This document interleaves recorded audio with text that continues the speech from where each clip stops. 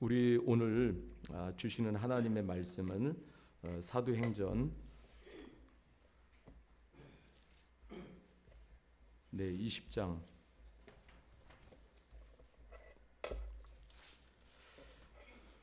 25절에서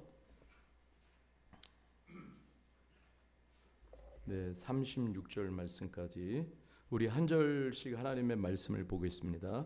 보라, 내가 여러분 중에 왕래하며 하나님의 나라를 전파하였으나 이제는 여러분이 다 내 얼굴을 다시 보지 못할 줄 아노라.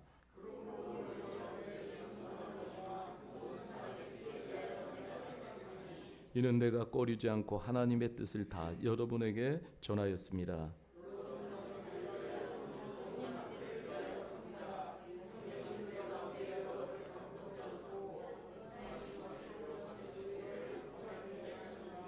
내가 떠난 후에 사나운 이리가 여러분들에게 들어와서 그 양떼를 아끼지 아니하며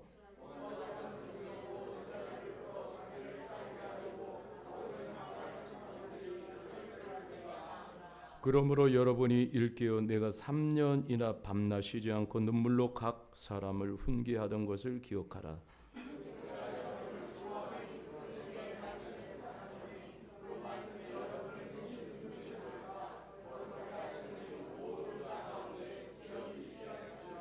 내가 아무의 은이나 금이나 의복을 탐하지 아니하였고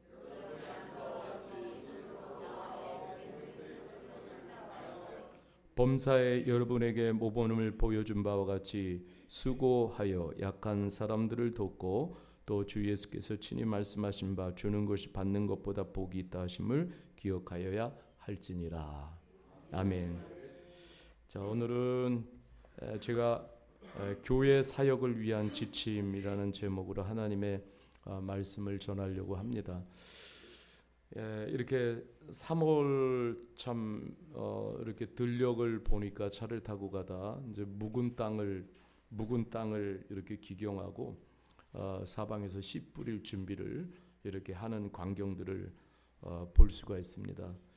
자, 하나님께서 우리 3월을 주신 것은 이 겨울을 지나면서 우리가 몸과 마음 영이 움츠러들었다면은 3월을 통해서 하나님이 우리에게 영적 기지개를 펴라고 하나님이 3월을 열어주신 줄 믿습니다. 그래서 우리들의 영적인 겨울 동안에 움츠렸던 모든 지경을 우리가 기경하고 새로운 마음을 가지고 우리가 일어섰으면 좋겠습니다. 우리 옆 사람에게 한 번 더 축복합시다. 새롭게 일어섭시다. 다음 주면은 우리 실로암 교회가 27년을 맞는 생일날이에요. 참 짧은 시간이 아닌 것 같아요. 이제 이 시간이 어떻게 흘러갔는지 저도 좀 뒤를 돌아보면은 이 하나님의 은혜라고 밖에 설명할 길이 없습니다. 제가 이제 목회를 이렇게 목사가 된 지 27년이 되어졌어요. 그러면서 지난주에도 기도하면서 제 안에 어떤 철학이라고 그럴까, 철칙이라고 그럴까, 이게 뭐냐면 하나님이 주일마다 여기 강단에 이렇게 세워주시는 책임감이 또 막중한데요. 이 자리에서 적어도 세상의 이슈들을 말하는 것이 되어서는 안 된다. 이제 제가 요즘 이렇게 보면은요, 참 이 강단의 오염이 심각한 것 같아요. 뭐 종교 다원주의뿐만 아니라 종교 혼합주의, 인본주의, 인문학 할 것 없이 이 강단의 거룩성이 점점점 오염되고 훼손되어 가는 이러한 광경들을 보면서 저도 더 정신을 차리게 됩니다. 정말 둔탁하고 때로는 이렇게 참 재미가 없더라도요. 진짜 하나님의 말씀을 먹을 때 우리는 영적 생명을 건강하게 유지할 수가 있습니다. 여러분, 조미료를 친 것 인스턴트는요 잠깐이에요. 그것이 우리들의 감정을 잠깐은 복돋을 수 있지만은 그러나 우리들의 건강한 영적 생명을 지켜주지는 못합니다. 오늘도 하나님께서 그래서 한 주간도 교회에 대한 많은 생각들을 하게 되어졌어요. 하나님이 이 시대 가운데 우리 실로암 교회를 세워주시고 지금까지 27년을 이끌어 주셨는데, 그럼 왜 지금 실로암 교회가 이곳 가운데 존재해야 하는가? 이런 부분도 다시 한번 생각을 또 해보게 됐습니다. 참 그러면서 사도행전 20장 말씀이 너무너무도 이제 제게 이렇게 다가온 거예요. 사실 이 사도행전 20장의 배경은 잘 알고 있잖아요. 이제 바울 사도가 예루살렘을 향해서 가는데 그 앞에는 결박과 환란이 기다려요. 그 선교의 길, 목회의 길은 너무너무 험한 거예요. 그러니까 에베소 교회를 이렇게 개척을 하고 세워서 에베소 교회가 자라고 있는데 또 언제 만날지 몰라요. 그렇기 때문에 밀레도에서 에베소 교회의 리더들을 한 자리에 모아가지고 마지막 이 바울 사도의 모든 목회관, 그러니까 목회에 지금까지 행했던 이러한 것들을 다시 한번 정리를 해가지고 리더들에게 이렇게 나누어주는 굉장히 어떻게 보면 귀한 시간인 거예요. 그래서 오늘 이 말씀 속에서 저희 교회 가운데 주시는 하나님의 말씀이 무엇인가 좀 우리가 함께 붙잡고 고민하고 생각하고 또 묵상하는 시간들이 되어졌으면 좋겠어요. 여러분, 우리 주님은요, 세상의 어떤 것보다도 교회를 가장 끔찍히 생각하시고 교회를 끔찍히 사랑하시고 소중히 여기십니다. 지금도 우리 주님은 어떤 것보다도 세상에 교회를 품고 계시고 능력의 오른손으로 지금도 붙들고 계신 것이 뭐냐면 교회예요. 자, 성경의 말씀에 보면은 마태복음 16장 18절에 이렇게 말씀하고 있어요. 또 내가 내게 이르노니 너는 베드로라. 내가 이 반석 위에 내 교회를 세우리니 음부의 권세가 이기지 못하리라. 네. 자, 영어로 이렇게 보면은요, I will build my church. 이렇게 예수님 표현하시는 거예요. 그러니까 이게 굉장히 의미심장한 말씀인 거예요. 주님이 나의 마이 처치를 세우신다라는 거예요. 참 이 부분에 대해서 우리가 좀 한번 좀 생각을 할 필요가 있습니다. 여러분, 예수님이 베드로의 이름을 일깨워 주신 것이 뭐냐면 그가 바위 같다라고 말씀하시는 것이죠.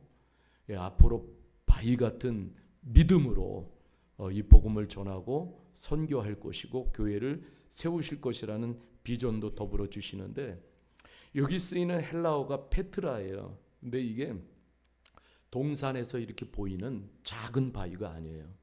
이것은 이 페트라는 한마디로 말해서 거대한 바위예요. 지금 베드로는 자신은 아주 작은 바위에 불과합니다. 근데 예수님은 자신의 교회를 거대하고 흔들리지 않는 반석 위에 세우실 것이라고 말씀하시는 거예요. 자, 이 페트라가 무엇이냐? 신학적인 입장의 차이가 있습니다만은 저는 개인적으로 베드로의 고백이라고 저는 믿고 있어요. 베드로의 고백이라고 생각하고 있습니다. 베드로가 이런 고백을 해요.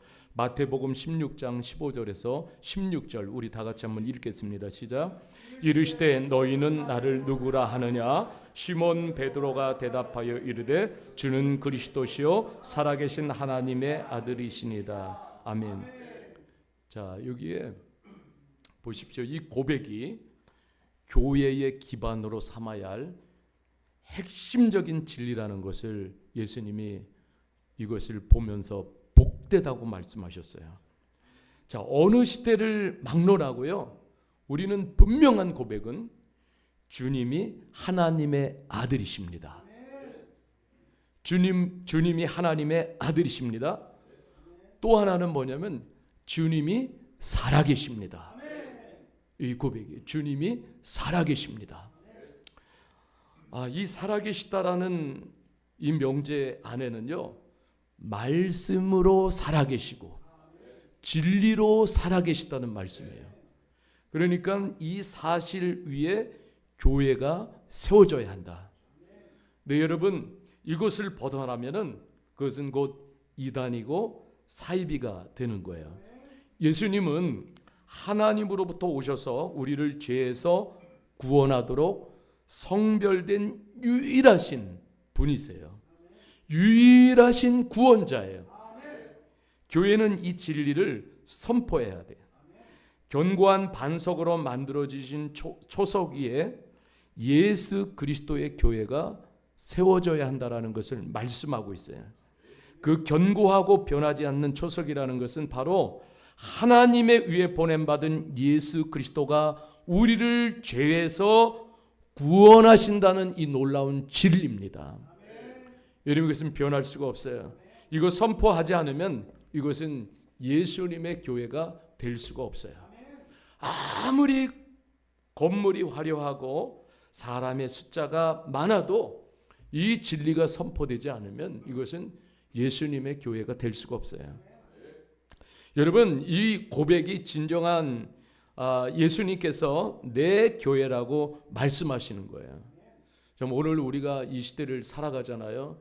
정말 저나 여러분들이 정신 똑바로 차리고 살아가야 합니다. 여러분, 지금 이 시대는 정말 이루 말할 수 없는 종교 혼합주의, 종교 다원주의가 득세하고 있잖아요. 이것도 좋고 저것도 좋고 좋은 게 좋은 거다. 그러니까 모든 종교의 이름에는 구원이 있다라는 거예요. 근데 그 거짓에 속지 않기를 바랍니다. 여러분, 사람은요, 인간은 인간 스스로는 구원이 불가능하도록 하나님이 그렇게 지으셨어요. 그래서 인간 누구나 죄의 DNA를 가지고 태어나잖아요. 이거요, 어떤 위대한 종교의 위인이라도 이 죄의 DNA를 스스로 인간 스스로가 빼낼 수 있는 사람은 없습니다. 여러분, 이것을 빼낼 수 있는, 없애주실 수 있는 분은 오직 예수님 한 분이세요. 그래서 여러분, 기독교는 구원이 어느 길이냐 하는 선택의 종교가 아닙니다. 아셔야 돼요. 길이 정해져 있습니다. 옆 사람에게도 그렇게 말씀하십시오. 길이 정해져 있습니다. 그 길이 뭐냐면 오직 예수 그리스도. 오직 예수 그리스도예요. 여러분, 오늘 종교다원주의, 인본주의, 여러분 이게 음부의 권세고 지옥의 힘들입니다. 이런 힘으로 예수님이 세우는 교회는 절대로 정복될 수가 없어요. 우리는 기억해야 돼요. 교회를 세우시는 주체는 주님이십니다. 우리는 다만 주님께 맡겨져 사용될 도구일 뿐인 거예요. 여러분, 그러니까 주님께 믿음과 확신을 두어야 합니다. 바울 사도는 이런 부분들을 다시 한번 그 에베소 리더들에게, 성도들에게 다시 한번 일깨워 주는 거예요. 교회의 주인은 하나님이시다. 교회의 주인은 하나님이시다. 이것이 진리입니다. 절대로 사람이 주인이 될 수가 없어요. 주인 노릇하면 이것은 타락한 교회예요. 결코 사람이 주인이 될 수가 없어요. 또 하나는요, 교회를 사람의 편협한 생각으로 대해서는 안 됩니다. 내 생각으로 교회를 대해서는 안 돼요. 여러분, 사도행전 2장 28절을 말씀을 보십시오. 이렇게 말씀하고 있어요. 자, 뭐라고 말씀하시냐면은, 여러분은 자기를 위하여 또는 온 양떼를 위하여 삼가라. 성령이 그들 가운데 여러분들을 감독자로 삼고, 그 다음에 이렇게 말씀하고 있어요. 하나님이 자기 피로 사신 교회. 따라합시다. 하나님이 자기 피로 사신 교회. 여러분, 세상에서요, 이 구멍가게를 하나 시작해도요, 눈물과 땀과 수고 없이는 그 구멍가게를 세울 수가 없어요. 동의하시죠? 그런데 여러분, 이 교회는 하나님이 그 아들을 보내셔서 그 아들을 십자가에 죽게 하시고, 그곳에서 처절하게 피를 흘리게 하시고, 그래서 그 피로 교회를 사신 거예요. 그러니까 여러분, 교회의 값을 따지면은요, 그 인간의 생각으로는 측량할 수가 없어요. 헤아릴 수가 없어요. 그러니까 교회를 내 생각으로 함부로 대해서는 안 된다라는 것이죠. 다시 말씀드리면 교회는 예수님께서 피를 흘려 세우신 하나님의 집이고 하나님의 몸이라는 것을 기억해야 합니다. 제가 지난주에 기도를 드리면서 밤에 찬송가 208장인데 이런 가사예요. 1절에 보면은 내 주의 나라와 주 계신 성전과 피 흘려 사신 교회를 늘 사랑합니다. 근데 이 찬양을 이렇게 혼자 따라 부르는데 이렇게 너무 가슴이 뭉클하더라고요. 그리고 참 이 찬양을 부르는데 눈물이 많이 났어요. 내 주의 나라와 주 계신 성전과 피 흘려 사신 교회를 늘 사랑합니다. 우리 주님도 늘 이 교회를 사랑하시지만은 나는 이 교회를 이렇게 늘 사랑하는가? 피 흘려 사신 교회를 이렇게 늘 사랑하는가? 마음이 많이 찔렸습니다. 여러분, 교회는 보통 집이 아니에요. 교회는 이런 건물을 의미하는 것도 아니에요. 교회는 예수님이 피를 흘려서 사셨고 세우신 집이에요. 그러니 교회보다 더 소중하고 더 거룩하고 축복된 것은 저는 이 세상에 없다고 믿습니다. 여러분, 생각을 해봤어요.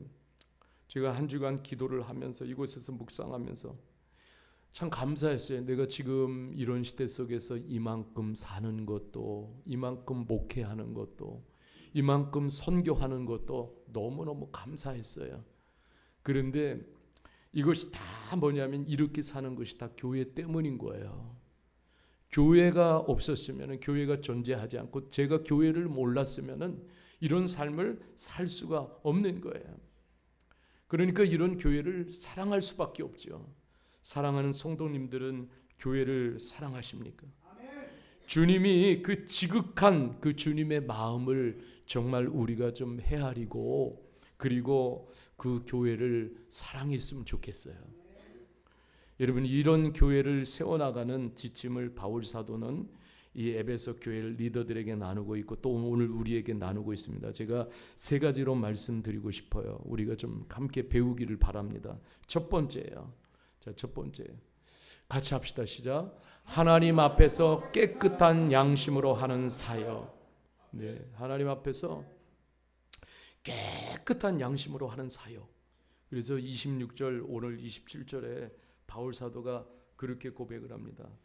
자, 그러므로 오늘 여러분에게 증언하거니와 모든 사람의 피에 대하여 내가 깨끗하니 이는 내가 꺼리지 않고 하나님의 뜻을 다 여러분에게 전하였습니다. 이렇게 말씀하고 있어요. 여러분, 교회 공동체는요, 교회 공동체는 하나님 앞에서 먼저 깨끗한 양심, 순결함을 유지해야 돼요. 여러분, 이것이 주님의 원하시는 교회고요, 주님이 세우시고자 하는 교회예요. 그래야 살아있는 교회가 됩니다. 여러분, 또한 성도끼리도요, 목회자와 성도와 성도 이런 관계에서도 서로 깨끗한 양심, 순결함이 소통이 돼야 돼요. 여러분, 교회에서 거짓이 인정이 되면은 교회는 계속해서 거짓을 불러들일 수밖에 없어요. 여러분, 거짓이 있게 되면은 거짓을 불러들이잖아요. 그러니까 여러분, 그냥 교회가 거짓을 너무너무 쉽게 수용하는 거예요. 그러니까 여러분, 교회가 어떻게 되겠어요? 교회가 주님과는 거리가 멀고 그리고 교회가 세상을 닮아가고 그냥 타락해가는 거예요. 여러분, 다시 말하면은 이 깨끗한 양심이라는 것은 뭐냐면은 이게 철저히 저와 목회자뿐만 아니라 성도들 모두가 하나님의 말씀이 철저히 기준이 되어져야 된다라는 거예요. 그러니까 저도 목회자도 마찬가지예요. 성도들도 하나님의 말씀이 기준이 되어져서 그 말씀 앞에 나를 비추었을 때에 정말 양심이 살아있어야 된다라는 거예요. 왜냐하면요, 자, 양심이라는 하나님이 우리들에게 기관을 창조해 주셨어요. 그 양심을 통해서 하나님을 깨닫고 알게 되고 보게 되는데, 여러분, 이 양심은요, 하나님이 계신 지성소예요. 그러니까 이 양심이 더럽혀지고 이 양심이 거짓으로 가리워져 있으면은 하나님이 거기에 절대로 임재하실 수가 없어요. 그래서 여러분, 이게 굉장히 중요한 거예요. 어떠한 결정을 할 때도 사람의 결정이 우선이 되면 안 돼요.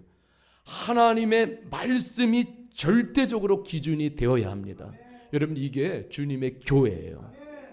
이것이 바울 사도에게는 조금 더 꺼리낌이 없었다라고 말씀하고 있는 거예요. 여러분 보세요. 디모데 전서 1장 5절에 보면은 이렇게 말씀해요. 이 교훈의 목적은 청결한 마음과 선한 양심과 거짓이 없는 믿음에서 나오는 사랑이거늘. 하나님이 성경을 주신 목적은, 우리들에게 교훈해 주시는 목적이 있어요. 하나님을 사랑하고, 그래서 하나님을 사랑하기 때문에 순수한 마음과 깨끗한 양심, 그리고 신실한 믿음. 여러분, 이게 성경이 뭐냐면 이러한 사람들을 만들어내는 거예요. 여러분, 이것이 그래서 우리들에게 이런 말씀의 교훈을 주신 거예요. 여러분, 이런 하나님의 말씀을 우리가 받아들일 때 우리의 마음은 어떻게 돼요? 청결한 마음이 되고, 양심은 선한 양심이 되고, 믿음은 거짓 없는 믿음이 돼요. 그러면 하나님은 이런 사람들을 길러내기를 원하시는 거예요. 교회는 이러한 사람들을 길러내기를 원하는 거예요. 바울 사도는 이런 사람을 길러내기 위해서 땀과 수고와 눈물을 쏟고 양육을 한 거예요. 외형적이고 종교적인 관습에 젖어 있는 사람들은 이런 영적으로 숭고한 수준에 이르지 못합니다. 오늘 교회가 이런 순수한 마음, 깨끗한 양심, 거짓 없는 믿음을 보여주는 교회라면 교회를 세상이 함부로 대할 수가 없어요. 절대로 조롱할 수가 없어요. 저는 우리 실로암 교회 공동체가 주님과 올바른 관계에 있는 교회라면 하나님 앞에서 깨끗한 양심을 보여주는 교회로 이 땅에 존재했으면 좋겠어요. 좀 더뎌도, 아니 크게 성장을 못하면 어떻습니까? 하나님 이거 원하시는 게 아니에요. 저부터 크기와 숫자의 우상에 빠지지 않도록 그렇게 깨어 있겠습니다. 여러분, 그런 우상에 빠지면 교회는 그냥 세상의 모임과 추구하는 것이 별다를 바 없는 하나의 모임에 불과하고요. 이런 교회가 잘못해서 외형적으로 커지면은 그냥 세상의 괴물이 되는 거예요. 여러분, 모든 성도의 눈에 꼬리 끼는 것이 없어서 여러분 이렇게 하나님 앞에 한 사람 한 사람이 서서 그렇게 살아갈 때에 교회의 생명력이 유지가 되는 거예요. 여러분, 그렇습니다. 그래서 저는 그런 거예요. 서로가 하는 말이, 우리가 교회 안에서 또 말씀을 믿습니다. 서로 하는 말이, 그러니까 말하는 것이 서로 신뢰가 되고, 그리고 믿게 되고, 그래서 이러한 것을 보면서 그 안에서 서로 안에 영적 성장이 이루어지는 거예요. 정말 교회, 참 좋은 교회는요, 서로가 멘토가 되어주는 거예요. 다른 거 없어요. 여러분, 오늘 말씀처럼 우리가 하나님 앞에서 깨끗한 양심으로 살아가고 깨끗한 양심으로 사역하면은요, 이거보다요 모범이 되는 삶이 없는 거예요. 여러분, 이것을 보기를 원하는 거예요. 오늘도 이렇게 신앙생활 하면서, 제 과거에도 어떤 형제가 저한테 오면 꼭 그랬어요. 누구는 예수 없어요. 누구는 예수 없어요. 예, 그 말이 가끔씩 가다가 제 생각 속에서 떠오릅니다. 교회를 잘 다닌다고 하는데 예수가 안 보여요. 예수 없다는 거예요. 네. 이렇게 돼서는 안 되잖아요. 교회를 보면 예수님이 보여야죠. 그래서 그 교회가 거짓이 열려 있으면 교회로 거짓이 들어오게 됩니다. 거짓 교리가 들어오게 됩니다. 속이는 것들이 들어오게 돼요. 망하는 길로 가게 되고 세상도 함께 망하게 되는 거예요. 그런데 교회가 하나님의 말씀의 원리를 생명 걸고 따라가면 그 위대한 말씀의 유산이 제너레이션 투 제너레이션, 다음 세대로 이어지게 돼요. 교회를 사랑한다라는 것은요, 먼저 우리가 깨끗함을 유지하는 거예요. 선한 양심을 유지하고 거짓 없는 믿음과 가치들을 우리가 사랑하고 우리가 겸비하기 위해서 우리가 노력을 해야 돼요. 항상 우리는 질문해야 합니다. 하나님 앞에 내가 누구인가라는 선한 양심이 작동을 해야 돼요. 그래야 우리는요, 건강한 신앙생활을 할 수가 있어요. 저도 목사로서요, 양심을 접어지지 않으려고 부단히 노력을 하고 있습니다. 여러분, 저는 그 양심을 이렇게 가리는 그때는 이제 목회를 그만둬야 돼요. 예, 목사로서는 이제 끝난 거예요. 예, 왜냐하면 저는 늘 살아계신 하나님을 의식하고 살아가고 있어요. 이 하나님이 없다라면 제가 지금까지 이 과정 속에서 그것을 견디면서 목회를 해올 수 없었을 거예요. 제가 손해를 볼지라도 인정받지 못할지라도 그래도 하나님 앞에서 제가 선한 양심 하나만큼은 지키면서 목회 여정을 지금 가고 있는 거예요. 저는 우리 교회가 그랬으면 좋겠어요. 두 번째로는요, 나누고 싶은 것이 같이 해봅시다. 자기를 희생하는 사역. 네, 우리 33절에서 35절인데 내가 아무의 은이나 금이나 의복을 탐하지 아니하였고 여러분이 아는 바와 같이 이 손으로 나와 내 동행들이 쓰는 것을 충당하여 범사에 여러분에게 모범을 보여준 바와 같이 수고하여 약한 사람들을 돕고 또 주 예수께서 친히 말씀하신 바 주는 것이 받는 것보다 복이 있다 하심을 기억하여야 할지니라. 아멘. 예, 바울 사도는 먼저 자신이 어떻게 살아왔는지 고백합니다. 어떻게 사역했는지 고백해요. 자신은 다른 사람들의 것을 결코 탐하지 않았고 사역을 위해 재정적 후원을 요구하지도 않았다라고 고백을 하고 있습니다. 지지난주에 국민일보의 교회를 떠나는 이유 중에 하나가 참 마음이 아팠어요. 교회의 헌금 강요 때문에 떠나는 이유의 퍼센티지를 많이 차지하고 있어요. 참 이게 참 마음이 아팠어요. 예, 여러분 그 헌금을 강요하는 것은 성경 어디에도 없습니다. 예, 이것은 참 사이비 집단이나 하는 짓이에요. 바울 사도가 가르쳐 준 것이 있어요. 고린도후서 9장 8절이에요. 이렇게 말씀하고 있어요. 하나님이 능히 모든 은혜를 너희에게 넘치게 하시나니 이는 너희로 모든 일에 항상 모든 것이 넉넉하여 모든 착한 일을 넘치게 하려. 자, 여기 전제되는 게 있어요. 하나님이 능히 모든 은혜를 너희에게 넘치게 하시나니. 여러분 여기서 우리의 신앙이 출발하는 거예요. 우리의 모든 헌신이 출발하는 거예요. 드림이 출발하는 거예요. 여러분 이런 능히 모든 하나님의 은혜를 경험하지 못하면은 여러분 이것은 억지가 되고 강요가 되고 그럼 부작용이 크게 되는 거예요. 많이 상처를 입게 되고 그저 은혜에 따라 하는 거예요. 은혜에 감사해서 자원으로 참여하는 것이 이게 신앙생활의 기본입니다. 여러분 오늘 교회 리더들은 여기 보니까는 솔선수범하는 모습이 중요하다고 가르치고 있어요. 35절에도 보면 범사에 여러분에게 모본을 보여준 바와 같이 이렇게 말씀하고 있어요. 이게 모본을 보여준 바와 같이 이 말씀은 솔선수범이에요. 솔선수범은 다른 말로 희생입니다. 그러면서 이렇게 문장을 이어가요. 받는 것보다 주는 것이 더 은혜로운 것임을 이렇게 보여주고 있어요. 여러분 이거 한마디로 말하면 받는 것보다 주는 거, 여러분 이거 한마디로 말하면 희생이에요. 예, 희생이에요. 정말 우리가 그런데 이제 이렇게 신앙생활을 막 하다 보면은요, 근데 그런 마음들이 올라오는 거예요. 내가 이만큼 헌신하고 이만큼 희생했으니까 이제 내가 좀 대접을 받아야지. 그러니까 이제 대접을 안 해주면은 어떤 마음이 인해 들어오냐면 섭섭한 마음이 막 들어오는 거예요. 그죠? 네, 그래서 여러분 우리는요 이런 말씀들을 대할 때 여러분 끝까지 이런 말씀 붙잡기를 원합니다.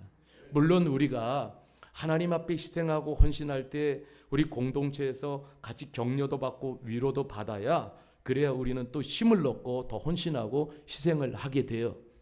예, 그런데 우리는요 주님을 만나는 시간까지요 계속 희생이 성장해야 돼요. 그리고 헌신도 성장을 해야 돼요. 여러분 이런 목표를 가지세요. 그러니까 여러분 어느 정도 되면은 그러면은 나는 이만큼 했으니까 안주해요. 그러나 아니에요. 우리는 주님을 만나는 시간까지 우리는 성장을 해야 돼요. 대답이 약하세요.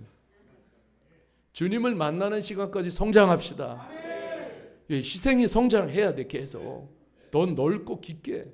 헌신도 마찬가지예요. 존 파이퍼 목사님의 저서 중에 평생 배움이라는 게 있어요.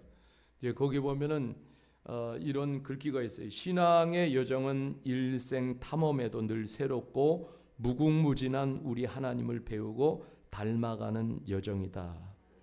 이렇게 말하고 있어요. 그 신앙의 여정은 일생 탐험에도 늘 새롭고 무궁무진한 우리 하나님을 배우고 닮아가는 여정. 예. 그러니까 어느 순간에 그칠 수 없는 거예요. 멈출 수 없는 거예요. 우리 일생 동안 멈춤 없이 성경을 탐험해 가야 합니다.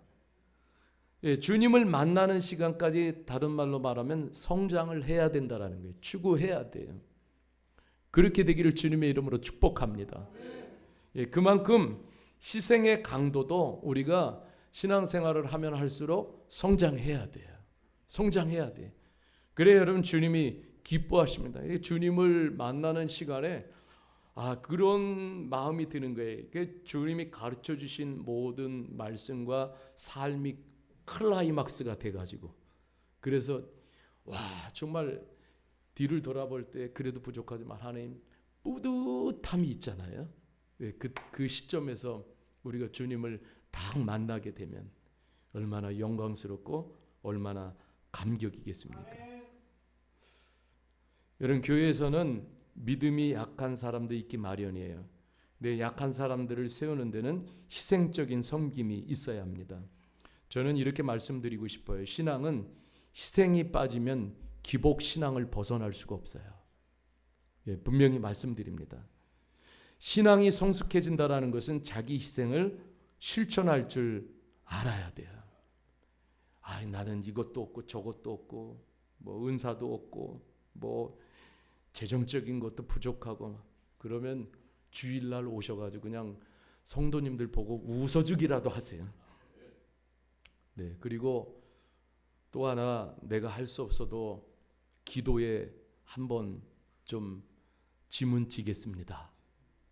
그래서 여러분, 그렇게 하면은 하나님이 얼마나 좋아하시겠어요. 예수님이 내 제자가 되려면 꼭 해야 할 것이 있다고 말씀하고 있어요. 마태복음 16장 24절이에요. 자, 이렇게 말씀하고 있어요. 이에 예수께서 제자들에게 이르시되 누구든지 나를 따라오거든 자기를 부인하고 자기 십자가를 지고 나를 따를 것이니라. 여기서 자기 십자가를 진다는 말은 뭐예요? 희생이 내포되어 있는 거예요. 희생해라, 그래야 내 제자라, 이렇게 말씀하시는 거예요. 희생 없는 제자는 주님의 제자가 될 수가 없어요. 자, 갈라디아서 6장 2절 말씀이에요. 같이 한번 읽어보겠습니다. 시작. 너희가 짐을 서로 지라 그리하여 그리스도의 법을 성취하라. 예, 짐을 지는 것은 희생을 말하는 거예요. 공동체 안에서도 짐져야 합니다.